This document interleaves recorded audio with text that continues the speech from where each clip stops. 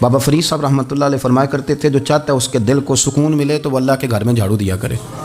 اور خود اپنے آپ سے کہا کرتے تھے اٹھ فریدا ستیا جھاڑو دے مسیت تو ستیں رب جاگدا تیری ڈاڈے نال پرید۔ مسجد کی صفائی کا ہے نا، مسجد نبی شریف میں بیٹھا تھا، بہت زیادہ شہرت بھی کئی دفعہ بہت سارے مسائل کو بھی جنم دیتی ہے۔ کچھ ایسی جگہیں ہوتی ہیں جہاں آپ کو خود ادب کے ساتھ جانا چاہیے، وہاں زیادہ جھمگٹے لوگوں کا آنا جانا ہاتھ چموانا ویسے ہی تھوڑا ادب کے خلاف لگتا ہے، تو کوشش ہوتی ہے کہ ذرا وہاں کوشش کی جائے کہ ذرا چپکے سے کوئی کام ہو جائے، لیکن پیار کرنے والے تو پھر مل ہی جاتے ہیں نا ہر جگہ۔ مسجد نبی شریف کی صفائی کرنے والے لوگ میرے پاس آ کے بیٹھ کے کہنے لگے آپ سے فوٹو کھنچا لیں، تو مجھے ایک شعر یاد آ گیا کسی درویش کا، اس نے کہا تھا طیبہ کے سارے خادم پہچانتے ہیں مجھ کو تو خبر نہیں تھی میں اس قدر بڑا ہوں۔ میں نے کہا جی کھنچوا لیں۔ ان میں ایک شخص بولا، کہنے لگا پیر صاحب آپ سے ایک بات کرنی ہے۔ میں نے کہا کریں۔ کہنے لگا میرا نا تنخواہ بڑی تھوڑی ہے، بلدیہ کا ملازم ہوں، تھوڑی سی تنخواہ ملتی ہے، میرا ارادہ تھا چھوڑ جاؤں، روز پروگرام کرتا تھا کہ پاکستان جا کے کوئی کام کر لوں گا۔ پھر میں نے آپ کی ایک تقریر سنی، میں نے کہا وہ کون سی؟ کہنے لگے آپ نے بتایا ہے کہ بخاری میں حدیث ہے ایک بی بی مسجد کی صفائی کرتی تھی، بیمار ہو گئی تو حضور تیمارداری کرنے جاتے تھے، اور جب اس کا رات کو انتقال ہوا صحابہ نے حضور کو تکلیف دینا بہتر نہ سمجھا، دفن کر دیا، تو نبی کریم نے سویرے فرمایا مجھے بتاؤ اس کی قبر کہاں ہے؟ حضور نبی پاک خود رسول کریم ساری امت گنبد خضرا پہ اور نبی پاک اس قبر پہ چلے گئے جو مسجد میں جھاڑو دیتی تھی، اس کی قبر پہ کھڑے ہو گئے اور فرمایا صفے بناؤ بھائی میں دوبارہ جنازہ پڑھوں گا۔ حضور نے جنازہ دوبارہ پڑھا، وارث نے جنازہ نہ پڑھا ہو تو دوبارہ پڑھانا جائز ہے، حضور تو وارث ہے نا ساری امت کے، دوبارہ جنازہ پڑھا۔ کہنے لگے وہ میں نے آپ کی زبان سے کہیں وہ روایت سن لی تھی، تو 3 بجے ہوئے تھے رات کے پاکستان میں، سارے سو رہے تھے، پر میں نے گھر فون کیا، میں نے کبھی تنخواہ جنی جی انہیں چی گزارا کرنا دے، میں تو بڑے کم لگا سرکار کی بارگاہ میں، یہاں مسجد کی صفائی کرتا ہوں، میری تو بڑی شان بنے گی اگر رسول کریم اس بی بی کی قبر پہ تشریف لا کے مہربانی کرتے ہیں، تو مجھے امید ہے میرے اوپر بھی رحم فرمائیں گے۔ تو تنخواہ تھوڑی صحیح پر نصیب تو بڑا اونچا ہے نا، تو میں کوشش کرتا ہوں کہ یہ تعریفیں چھپا کے رکھی جائیں، پر میں نے اسے کہا میں کہ تھوڑا اونچی بول اور ذرا گنبد شریف کی طرف منہ کر کے بات کر، تاکہ گواہی ہو جائے نا، گواہی ہو جائے۔ عرش پہ تازہ چھیڑ چھاڑ، فرش پہ طرفہ دھوم دھام، کان جدھر بھی لگائیے تیری ہی داستان، کان جدھر بھی لگائیے تیری ہی اور یارو بڑا خوش بخت نہیں وہ آدمی جس کو اللہ تبارک و تعالیٰ کے گھر کی حاضری کا یہ موقع نصیب ہو، وہ تھوڑا ذوق بنائے، وہ مسجد میں جائے، مسجد کے ساتھ پیار کرے، مسجد کے ساتھ اس کی دلچسپی ہو، مسجد میں وہ چراغ جلائے، مسجد میں وہ جھاڑو دے، وہ مسجد کی صفائی کا خیال کرے، وہ دیکھے کون سی چیز ہے مسجد کی جو صحیح ہونے والی ہے اس کا خیال، اور بڑا ہی خوش بخت ہے۔ آپ یقین کریں مجھے سب سے زیادہ اس بندے سے پیار ہے جس کو فکر رہتی ہے کہ ٹائم ہو گیا میں نے مسجد کھول لی۔ کچھ ائمہ مساجد، کچھ مؤذنین، کچھ جن کے پاس چابیاں ہوتی ہیں، میں نے دیکھا ہے بڑے وقت پہ جائیں گے، مسجد کھولیں گے، صفے بچھائیں گے، یہ بڑے خوش بخت لوگ ہیں، یہ میرے نبی پاک کے پیارے ہیں، یہ رسول اللہ صلی اللہ علیہ وسلم اپنے اپنے علاقے کی محلے کی مسجد سے پیار کریں، وہاں آپ ڈیوٹی کریں۔ ہمارا نا جو بندہ ڈیوٹی کرتا ہے وہ نہ کچھ سربراہی بھی لینا چاہتا ہے، بغیر سربراہی کے ڈیوٹی کریں، دیکھیں آپ وہاں کیا خدمت سر انجام دے سکتے ہیں، کس طرح کر کے آپ اپنا کردار، آپ کی طبیعت بڑی ٹھنڈی رہے گی۔ آپ اللہ کے گھر سے پیار کریں گے تو اللہ آپ کے گھر کو آباد کرے گا، آپ کو بڑی ساری برکتیں، بڑی ساری سعادتیں ملیں گی، بڑی ساری نعمتیں آپ کو میسر آئیں۔ نبی کریم صلی اللہ تعالیٰ علیہ وسلم کی مسجد کے دائیں بائیں نا کچھ مکانات خالی ہوئے، تو مالکوں نے یہ کہا کہ ہم یہ مکانات بیچیں گے، ان کو دور سے آنا پڑتا تھا، تو انہوں نے ارادہ کیا کہ یہ قریب کے جو مکانات ہیں یہ ہم خرید لیتے ہیں۔ نبی کریم صلی اللہ تعالیٰ علیہ وسلم کو خبر ملی کہ بنو سلیم قبیلے کے وہ لوگ یہ مکان خرید رہے ہیں تاکہ ہمیں مسجد کا قرب نصیب ہو جائے، دور سے چل کے آنا پڑتا ہے، قریب آ جائیں گے تو ذرا مسجد میں حاضری ہماری آسان ہو جائے گی۔ حضور نے انہیں بلا لیا، فرمایا تم مکان خریدو تمہاری مرضی، نہ خریدو تمہاری مرضی، پر ایک بات سن لو، تم جتنے قدم چل کے آتے ہو نا رب کے فرشتے تمہارے قدم لکھ لیتے ہیں، تمہارے قدم لکھے جاتے ہیں، تمہارے قدم 2 دفعہ حضور نے فرمایا، حدیث میں موجود ہے 2 دفعہ تمہارے قدم لکھے جاتے ہیں۔ وہ لوگ بڑے مشتاق تھے اللہ کے بارگاہ سے اجر کے آنکھیں کھول، حضور فرشتے ہمارے قدم لکھتے ہیں، رب کو دکھاتے ہیں کہ اتنے قدم چل، ہاں تمہارے قدم لکھے جاتے ہیں۔ یا رسول اللہ ہم نے نہیں قریب آنا، ہم دور ہی ٹھیک ہے، ہم چاہتے ہیں ہمارے زیادہ قدم لکھے جائیں، زیادہ قدم، ہم دور سے چل کے آیا کریں گے۔ شعر یاد آ گیا ہے کسی درویش کا، اس نے کہا تھا کہ گو سنا تھا آستانہ یار دور ہے، پر ہم نے بھی ٹھان لی تھی کہ جانا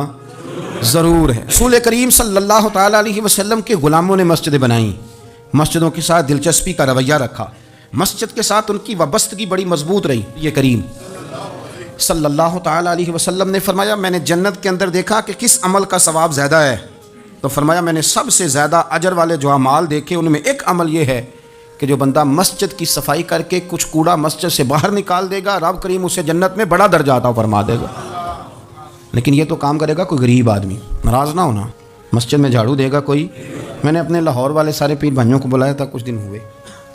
میں نے ان کو نصیحت کی تھی کہ آپ اپنے علاقے کی مسجد کی صفائی کیا کریں، اور ساتھ میں نے انہیں کہا تھا کہ یہ میرا اپنے حکم سمجھنا ہے کہ مسجد کے انتظامی معاملات میں مداخلت نہیں کرنی، اپنی مسجد محلے کی میں جائیں اور جا کے جھاڑو دیں۔ بابا فرید صاحب رحمۃ اللہ علیہ فرمایا کرتے تھے جو چاہتا ہے اس کے دل کو سکون ملے تو وہ اللہ کے گھر میں جھاڑو دیا کرے، اور خود اپنے آپ سے کہا کرتے تھے اٹھ فریدا ستیا جھاڑو دے مسجد، تو ستیں رب جاگدا تیری ڈاڈے نال پرید۔ مسجد کی صفائی کا یہ بھی غریبوں کے حصے میں آیا۔ امیر بندہ تو 50,000 روپیہ دیتا ہے مسجد میں، کہتا ہے واکر خرید لو، پھر اس کے بعد قاری صاحب سے آ کے کہتا ہے کہ تو واکر لے کے دیتا سی صفائی کیوں نہیں کراندے؟ تو اگر کوئی غریب آدمی ذرا ڈرتے ڈرتے لقمہ دیتا ہے تگڑے بندے کو، ڈرتے ڈرتے وہ اسے کہہ ہی دے نا کبھی کہ قاری صاحب کو صفائی نہیں کرائی دی، تو پھر امیروں کے پاس ایک اور بھی جملہ ہے، وہ کہتے ہیں کہڑا آپ کرنی بالاں کو نہیں کرانی، تو میں کہ تسی اپنے بالاں کو کرا لو، لیاؤ بالاں نال، وہ نہیں کرتے صفائی۔ اگر آپ کے بچے آپ کے کہنے پہ صفائی نہیں مسجد کی کرتے تو قاری صاحب کے کہنے میں کب صفائی کریں گے؟ قاری صاحب کے پاس بھی بچوں کی اماں آ جاتی ہے، وہ آ کے کہتے ہیں مولوی تو 8,000 کا ہے اور میرا بچہ 1.5 کروڑ کا ہے، میرے سے پیسے لے کے صفائی والا بندہ رکھ لے، میرا بچے نے اسکول جانا ہوتا ہے، سبق سنانے آتے ہیں کہ صفائیاں کرنے۔ ہاں وہ لوگ گئے جو توجہ کے ساتھ مسجد سے پیار کرتے تھے، جن کا ذوق ہوتا تھا، جن کو شوق تھا کہ وہ مسجد کے ساتھ اپنی دلچسپیوں کو برقرار رکھیں گے اور دور سے چل چل کے مسجد کے قریب آئیں گے۔ طبیعت ہی نہیں، دل ہی نہیں۔ وہ بندہ جس نے 50,000 روپیہ دیا وہ جھاڑو کو ہاتھ لگائے توبہ توبہ توبہ توبہ، وہ کوئی کام کر لے ہو ہی نہیں سکتا، سوال ہی نہیں پیدا ہوتا۔ وہ تو آ کے کہے گا جاتی دفعہ، کہا جائے گا کہ وہ ذرا فلانی جگہ کو بھی صاف کرا دے، وہاں بڑا برا حال تھا، تو بھئی یہ تو اللہ کا گھر ہے، تو جس طرح اللہ سب کا رب ہے اسی طرح مسجد بھی سب کی سانجھی ہے کہ نہیں؟ تو وہ تھوڑی سی نیکی آپ کر لیں، وہ جھاڑو پڑا ہے کام کریں اپنے علاقے کی مسجد کی خوبصورتی میں، تزئین و آرائش میں، اور کوشش کریں تھوڑا چل کے وقت پہ مسجد میں جائیں، ذوق بنائیں۔ ابھی نے عرض کیا تھا کہ یا رسول اللہ صلی اللہ علیہ وسلم میں نابینا ہوں، نظر نہیں آتا، اجازت ہے گھر میں نماز پڑھ لوں؟ کریم علیہ السلام نے فرمایا تیرے کانوں میں اذان کی آواز جاتی ہے؟ حضور جاتی ہے۔ فرمایا پھر گھر نہ پڑھ، پھر مسجد آ کے پڑھ، پھر تو مسجد میں آیا کر، تو نماز پڑھا کر، تیرے کانوں میں آواز جاتی لہذا تو مسجد میں آیا کر، یہاں آ کے نماز پڑھا کر۔ بہت سارے لوگ ہیں عدم دلچسپی، ہاں گھر میں بھی نماز پڑھنی چاہیے، مشکات میں حدیث ہے، نبی پاک علیہ السلام نے فرمایا اپنے گھروں میں مسجدیں بناؤ، یعنی ایک جگہ مخصوص کرو ہاں جہاں صرف نماز پڑھی جائے۔ فرمایا اپنے گھر میں مسجد بناؤ، کچھ حصہ نماز کا گھر میں بھی پڑھا کرو، کچھ نوافل، کچھ سنتیں، کچھ حصہ گھر میں بھی نماز کا پڑھا کرو۔ فرمایا اپنے گھر کو قبرستان نہ بناؤ۔ اس کا مطلب ہے جس گھر کے اندر نماز نہ پڑھی جائے بالکل، اس گھر میں سارے زندے لوگ بھی رہتے ہوں تو گھر قبرستان ہے۔ حضور کا فرمان ہے کہ سارے لوگ زندے ہیں، ہنستے ہیں، بستے ہیں، کھیلتے ہیں، اٹھتے ہیں، پر 2 رکعتیں نماز نہیں پڑھی جاتی، وہ قبرستان ہے۔ حضور نے فرمایا قبرستان ہے، جتنی مرضی ٹائلیں لگی ہوئی ہوں، ہر کمرے میں اے سی ہو، بڑا شاندار باتھ روم ہو، ساری سہولتیں ہوں، اگر گھر والے گھر میں کچھ نماز نہیں پڑھتے، خواتین نہیں پڑھتی، مرد کچھ نفل نہیں پڑھتے، وہ قبرستان ہے۔ اور جس گھر میں کوئی اٹھ کے سویرے تہجد کا وضو کرتا ہے، وہ مردوں کا گھر نہیں، وہ تو زندوں کا گھر ہے۔ بچوں کو تکلیف تو ہوتی ہے جب سویرے بوڑھے اٹھ کے تہجد کا وضو کرتے ہیں، کیونکہ ان کے سونے کا ٹائم ہی وہ ہوتا ہے جب بابے اٹھ جاتے ہیں۔ بابا جی سویرے اٹھ کے وضو کر رہے ہوتے ہیں تو بچہ تنگ ہوتا ہے، دیکھو جی مطلب چونکہ اس نے تو سونا ہی اس وقت ہے جب دنیا کے جاگنے کا وقت ہے، لیکن اس کو پتہ نہیں جب تیرے گھر میں کوئی تہجد کا وضو کرتا ہے تو رب راضی کتنا ہوتا ہے۔ تیری بھی بڑی خطائیں اس کی وجہ سے معاف ہو جاتی ہیں۔ اس کا بوڑھا باپ، اس کا دادا، اس کا نانا سویرے اٹھ کے نماز پڑھنے لگا۔ ہم کیوں نہیں اس بات کو سمجھتے کہ مسجد کے ساتھ ہماری دلچسپی، اللہ کے گھر کے ساتھ ہمارا تعلق، مسجد کے ساتھ جو خاص رشتہ ہے۔ بخاری مسلم میں حدیث ہے، نبی پاک صلی اللہ علیہ وسلم نے فرمایا، ویسے تو ساری زمین ہی اللہ کی ہے نا، للہ ما فی السماوات و ما فی الارض، زمین و آسمان میں جو کچھ بھی ہے وہ اللہ کا ہے، لیکن حضور فرماتے ہیں کہ خطہ زمین پر جو جگہ رب کو سب سے زیادہ پیاری جگہ، ساری اللہ کی ہے، پر جو اللہ کو سب سے پیارا ٹکڑا ہے وہ جگہ ہے جہاں مسجد بنا دی جاتی ہے۔ وہ خاص خطہ، آپ ذرا حدیث کے لفظوں پر غور کریں، فرمایا احب البلاد، وہ اللہ کا محبوب ٹکڑا ہے زمین پر جہاں مسجد بنا دی جاتی ہے۔ وہ اب آپ اندازہ کریں کہ وہ پیسے کتنے قیمتی ہیں، جو کمائے کسی نے تھے، لگ مسجد میں گئے، اور محبوب کس کے ہو گئے؟ اللہ تعالیٰ کے۔ میرے تیرے کمائے ہوئے پیسے اللہ کے محبوب پیسے تب بنیں گے جب اللہ کے گھر میں خرچ ہو جائیں گے، تعمیر مسجد پر، تشکیل پر۔ فرمایا یہ سب سے زیادہ اللہ کو دنیا داری کی طرف زیادہ بڑھا تو مسجد سے بھی تھوڑا سا لوگوں کا رجحان کم ہوا ہے۔ ایک تو لوگ مسجد میں دیر سے آتے ہیں اور پھر جلدی جانے کا شوق رکھتے ہیں۔ کبھی ہم دیکھتے تھے کہ اسکول کا گیٹ بہت بڑا ہوتا تھا لیکن چھٹی کے ٹائم تنگ پڑ جاتا تھا۔ یہی حال مسجد میں جب نماز ختم ہوتی ہے تو اس وقت ہوتا ہے۔ پتہ نہیں کتنے ضروری کام ہیں جو پیچھے ہیں، کون سی ایسی چیز ہے جو دھکیل رہی ہے۔ بچے تو اپنے آپ کو بڑی قید میں سمجھتے تھے اس لیے جایا کرتے تھے، لیکن مسجد سے اس تیزی سے نکلنا، نماز پڑھنے والوں کی نماز کا خیال نہ کرنا، کسی کی تکلیف کا احساس نہ کرنا اور شدت کے ساتھ وہاں سے نکلنے کی کوشش کرنا، اس عمل پر جب غور کیا جائے تو برے خیالات ذہن میں آتے ہیں۔ ایسی چیزیں ذہن کے اندر آتی ہیں جن کا ایک مسلمان کے حق میں ہونا ٹھیک نہیں۔ میرے نبی پاک صلی اللہ تعالیٰ علیہ وسلم نے ارشاد فرمایا، قریب محبوب فرمانے لگے کہ 7 شخص ایسے ہیں کہ قیامت کے دن اللہ کے عرش کے سائے کے علاوہ سایہ نہیں ہوگا، تو رب کریم ان 7 بندوں کو اپنے عرش کا سایہ عطا فرمائے گا۔ 7 لوگ ہیں،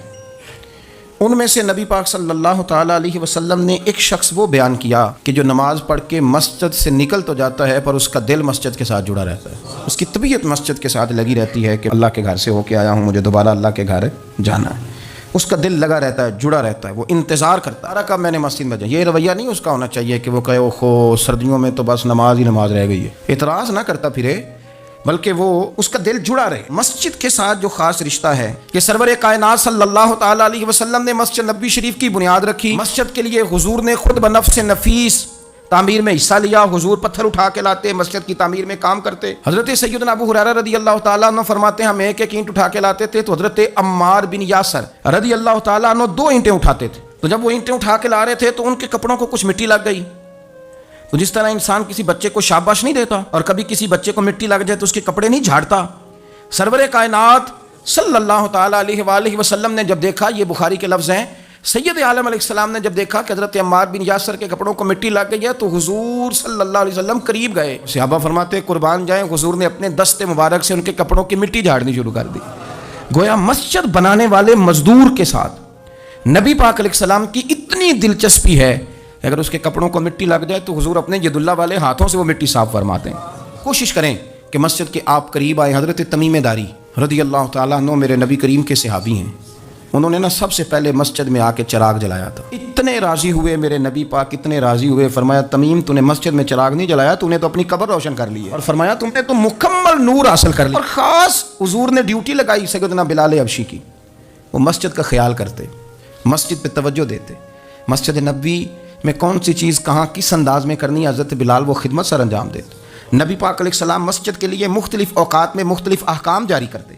پہلے سرکار دو عالم صلی اللہ علیہ وسلم نے ایک دروازہ مخصوص کر دیا تھا، فرمایا بھئی ایک فیصلہ میرا یہ ہے کہ اس گیٹ سے صرف عورتیں آئیں گی، مرد نہ داخل ہوں، حضور نے وقف کر دیا عورتوں کے لیے۔ پھر ایک وقت ایسا آیا کہ نبی پاک صلی اللہ علیہ وسلم کے بہت سارے صحابہ نے جن کے گھر مسجد کے بالکل ساتھ ساتھ تھے، انہوں نے مسجد کے اندر دروازے کھول لیے تھے، مسجد میں آیا کرتے تھے۔ اللہ کے رسول صلی اللہ علیہ وسلم نے فرمایا بھئی اب جماعت کا وقت ہوتا ہے اور بالکل دروازہ مسجد کے اندر تم نے کھولا ہوا ہے تو کچھ چیزوں میں مشکل پیدا ہوتی ہے، لہذا سارے دروازے بند کر دو،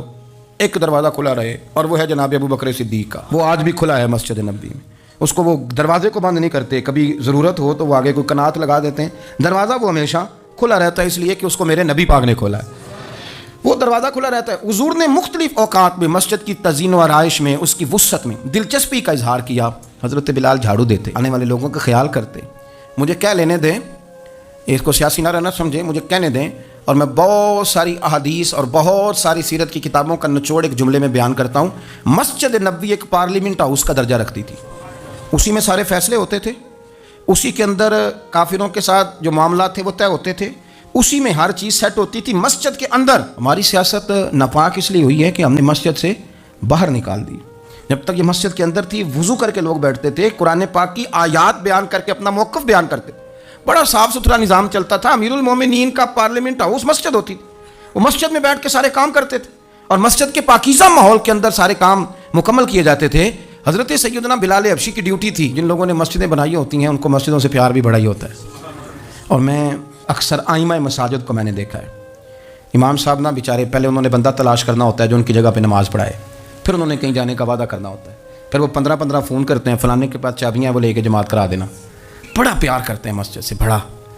لیکن اس بیچارے کا ایک قدم بھی مسجد میں پکا نہیں ہوتا۔ سارے نمازی غلطی کر لیں بھول جائیں تو بچ جاتے ہیں، ان کو کوئی مسجد سے نہیں نکالتا، لیکن امام کبھی کسی موقع پر کسی بھی جگہ وہ 2-4 جگہ پہ چھٹی کر لے، کوئی غلطی کر لے تو فارغ ہو جاتا ہے، حالانکہ سب سے زیادہ دلچسپی اس کی ہوتی ہے مسجد کے ساتھ۔ ہم مسجد کی آباد کاری میں جب ذوق پیدا کریں گے، نبی پاک صلی اللہ علیہ وسلم جب سفر پہ جاتے تھے تو سب سے آخر میں مسجد نبوی شریف میں آتے، نماز پڑھتے، جب سفر سے واپس آتے تو سب سے پہلے مسجد میں آتے، نماز ادا کرتے۔ حضرت بلال حبشی مسجد کی خدمت کرتے تھے، پھر حضور کے وصال کے بعد وہ ملک شام تشریف لے گئے، وہاں انہوں نے وقت گزارا۔ حضرت عمر فاروق رضی اللہ تعالیٰ عنہ جب ملک شام کے دورے پر تشریف لے گئے اپنے دور خلافت میں، تو کہتے ہیں میں جناب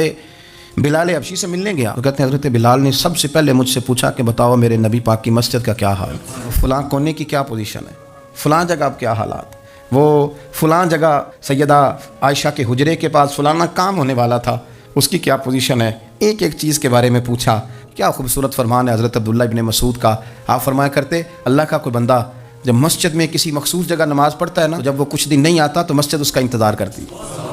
مسجد اس سے ڈھونڈتی ہے، مسجد پوچھتی ہے وہ کدھر گیا، قربان جاؤں میں اگر وہ بندہ انتقال کر جائے، وہ دنیا چھوڑ جائے، تو مسجد کی وہ صف روتی ہے، وہ اسے ڈھونڈتی ہے، وہ اس کو تلاش کرتی ہے، وہ اس کے لیے آنسو بہاتی، اللہ کے حضور التجا کرتی ہے کہ یا اللہ وہ یہاں رہا کرتا تھا، وہ یہاں نماز پڑھتا تھا، وہ یہاں آیا کرتا تھا، مسجد اس کے لیے روتی ہے۔ اللہ کرے آپ سمجھے میری بات۔